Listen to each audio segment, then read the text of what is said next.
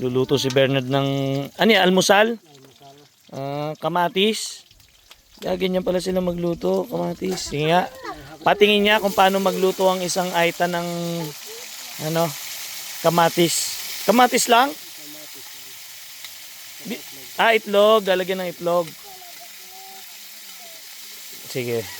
Titignan ko kung paano ka magluto. Iba-iba kasi style ng pagigisa ng kamatis eh.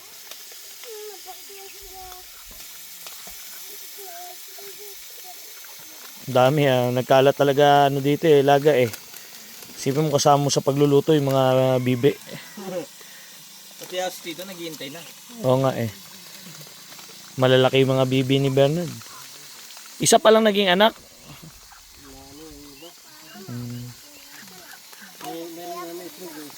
Ganyan po siya magluto ng kamatis. Tapos meron daw itlog. Ba't di pa kayo nag-aalmusal? Anong oras na, Glenn? Alas 10 na po. Alas 10? Oo. Hindi kasi ang almusal kasi dito sa bundok, kape talaga. Nagakot pa akong buhangin. Nagakot ka pa buhangin.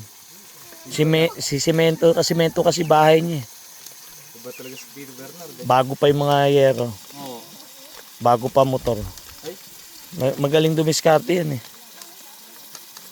Iba talaga si Bob Bernard. Nagbebenta ng kambing sa gabi yan. Ang kapitbahay. Yun lang. Yun lang. Kaya pala. Panonoorin lang kita kung paano ka magluto ng kamatis. Lagyan na natin ito. Lalagay niya na kagad itlog. Sabihin na kaya doon.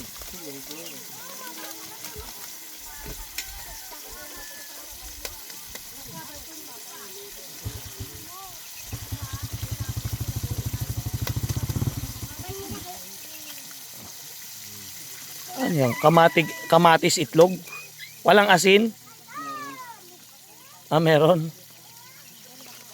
Maganda lagyanan ni Bernard ng asin. Isang galon dito. Oo nga.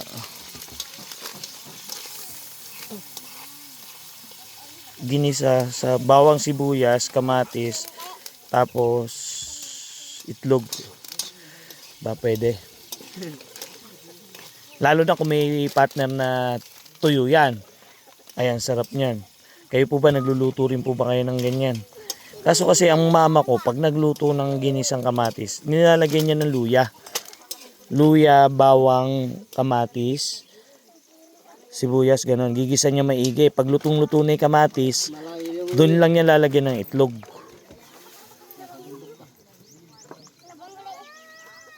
Napakarami mong luya, di ba? Oh, ganyan lang. Mas gusto pala ni Bernard yung medyo hilaw ang kamatis, no? Oo nga, no, medyo hilaw. Bagay. Masarap naman siguro yung ganyan. Subukan ko na minsan yan, medyo hilaw yung kamatis. Yung hindi yung lutong-luto. Diba? Mukha namang masarap pa, oh. Oh. May bechin pa.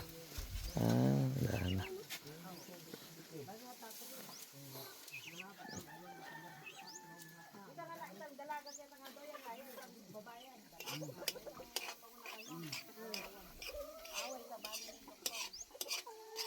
Oh, ayos.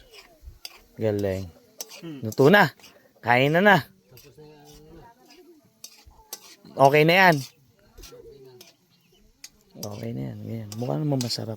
Yung hindi masyadong luto yung kamatis. Oh, di ba? Mukha naman masarap. Kadalasan kasi tayo, pag nagluluto, luto talaga yung kamatis. Sa kanya hindi masyado.